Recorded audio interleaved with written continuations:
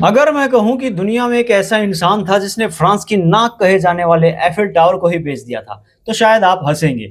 लेकिन अगर मैं कहूं कि उसने यह कारनामा एक नहीं बल्कि दो बार किया। यह कहानी है इतिहास के सबसे शातिर और सबसे चालाक और सबसे खतरनाक ठग की, काउंट विक्टर लस्टिग। ये नाम याद कर लीजिएगा। एक ऐसा आदमी जिसने अमेरिकी सरकार को नकली नोट छापने की मशीन बेची, जिसने उस दौर के सबसे बड़े गैंगस्टर अल कैपोन को चूना लगाया और जिसने पेरिस के बीचों बीच खड़े 7,000 टन के लोहे के टावर का सौदा कर दिया। अगले कुछ मिनटों में हम इतिहास के सबसे बड़े और सबसे शातिर स्कैम के अंदर उतरेंगे। हम देखेंगे कि कैसे सिर्फ एक सरकारी कागज और झूठ के दम पर एक इंसान ने पूरी दुनिया की पुलिस और बड़े बड़े बिजनेसमैन का गेम बजा दिया। इस कहानी की शुरुआत होती है साल 1890 में, आज के चेक रिपब्लिक, उस समय का ऑस्ट्रो हंगेरियन एम्पायर में। विक्टर लस्टिग कोई मामूली चोर नहीं था। वो एक बेहद अमीर और पढ़े लिखे परिवार में पैदा हुआ था। दिखने में बेहद हैंडसम था, बेहद तमीजदार, और सबसे बड़ी बात, वो 5 अलग अलग भाषाएं बिल्कुल फ्लुएंट तरीके से बोल सकता था। लेकिन विक्टर का दिमाग सीधे रास्ते पर चलने के लिए नहीं बना था। उसे लोगों के दिमाग से खेलना पसंद था। उसने बहुत जल्दी समझ लिया था कि इंसान की 2 सबसे बड़ी कमजोरी होती है, लालच और अंधविश्वास। शुरुआत में उसने बड़े बड़े समुद्री जहाजों में अमीर लोगों को जुए और ताश के खेल में ठगना शुरू किया। वो खुद को एक काउंटी का राजा या नवाब बताता था, इसलिए लोग उसे काउंट विक्टर लस्टिग कहने लगे। लेकिन जहाजों पर छोटी मोटी ठगी करके उसका मन भर चुका था। उसे कुछ ऐसा करना था जो इतिहास के पन्नों में दर्ज हो जाए, और इसके लिए उसने चुना पेरिस। साल 1925, प्रथम विश्व युद्ध को खत्म हुए कुछ ही साल हुए थे। पूरा पेरिस अपनी इकोनॉमी को वापस पटरी पर लाने की कोशिश कर रहा था।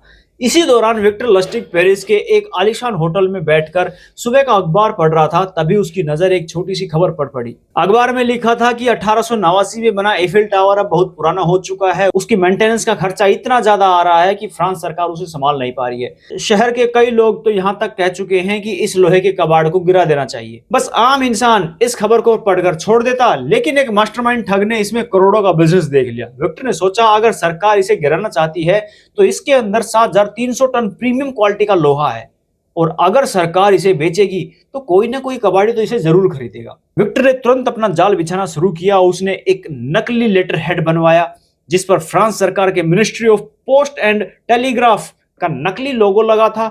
उसने खुद को एक मिनिस्ट्री का डिप्टी डायरेक्टर घोषित कर दिया, और उसके बाद विक्टर ने पेरिस के सबसे बड़े 5 कबाड़ियों को एक बेहद गोपनीय लेटर भेजा। उसने उन्हें पेरिस के सबसे महंगे होटल डी क्रेलोन में एक सीक्रेट मीटिंग के लिए बुलाया। जब वो 5 बिजनेसमैन वहां पहुंचे तो विक्टर एक महंगे सूट में पूरी रईसी के साथ उनका इंतजार कर रहा था। उसने मीटिंग शुरू होते ही कहा, जो बात मैं आपको बताने जा रहा हूं वो फ्रांस की नेशनल सिक्योरिटी से जुड़ी है। अगर ये बात बाहर निकली तो आप सीधा जेल जाओगे। अब ऐसे में जेल जाना ही कौन चाहेगा। बिजनेसमैन डर गए और उनकी दिलचस्पी दुगनी हो गई। विक्टर ने झूठ का पुलिंदा खोलते हुए कहा कि सरकार के पास पैसे नहीं है, इसलिए सरकार एफिल टावर को चुपचाप गिराकर उसका सारा लोहा बेचना चाहती है। क्योंकि ये पेरिस के सम्मान की बात है, इसलिए इसका कोई ओपन टेंडर नहीं निकाला। ये डील पूरी तरह से सीक्रेट होगी। इन 5 कबाड़ियों में से एक आदमी था आंद्रे पोइसन। आंद्रे पेरिस के बिजनेस मार्केट में नया था और खुद को बड़ा साबित करना चाहता था। विक्टर ने आंद्रे के इसी ईगो और लालच को भांप लिया। विक्टर ने आंद्रे को अकेले में बुलाया। उसने नाटक किया कि एक सरकारी अफसर होने के नाते उसकी सैलरी बहुत कम है, और अगर आंद्रे ये डील जीतना चाहता है तो उसे एफिल टावर की कीमत के साथ साथ विक्टर को एक मोटी रिश्वत भी देनी होगी। फिर क्या था, जैसे ही विक्टर ने रिश्वत मांगी, आंद्रे का सारा शक दूर हो गया। उसे लगा कि हाँ, यह सचमुच का भ्रष्ट सरकारी अफसर है। आंद्रे ने तुरंत एक सूटकेस भरकर कैश विक्टर के हाथ में थमा दिया। विक्टर ने उसे एक नकली कॉन्ट्रैक्ट साइन करके दे दिया। सूटकेस उठाया, होटल से निकला और सीधे ऑस्ट्रिया भाग गया।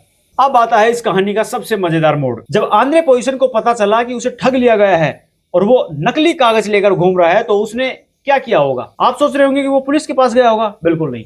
आंद्रे को लगा कि अगर पूरे पेरिस को पता चल गया कि किसी ने उसे एफिल टावर ही बेच दिया तो पूरे बिजनेस वर्ल्ड में उसकी इतनी तूतू होगी कि उसका कैरियर हमेशा के लिए खत्म हो जाएगा। शर्म और बदनामी के डर से आंद्रे ने पुलिस में कोई रिपोर्ट ही दर्ज नहीं कराई। इधर ऑस्ट्रिया में बैठा विक्टर रोज अखबार चेक कर रहा था कि कोई पुलिस में खबर छपेगी, लेकिन हफ्तों बीत गए, कोई खबर नहीं आई। विक्टर समझ गया कि शिकार ने बदनामी के डर से मुंह बंद रखा है। और भाई, एक आम चोर होता तो वो पैसे लेकर ऐश करता, लेकिन विक्टर लस्टिग का जिगरा अलग लेवल का था। उसने सोचा, अगर पहली बार में कोई पुलिस केस नहीं हुआ तो चलो पेरिस वापस चलते हैं और इस टावर को दोबारा बेचते हैं। साल 1925 के अंत में विक्टर दोबारा पेरिस आया। उसने फिर से वही नकली सरकारी कागज निकाले और 5 नए कबाड़ियों को उसी होटल में बुलाया।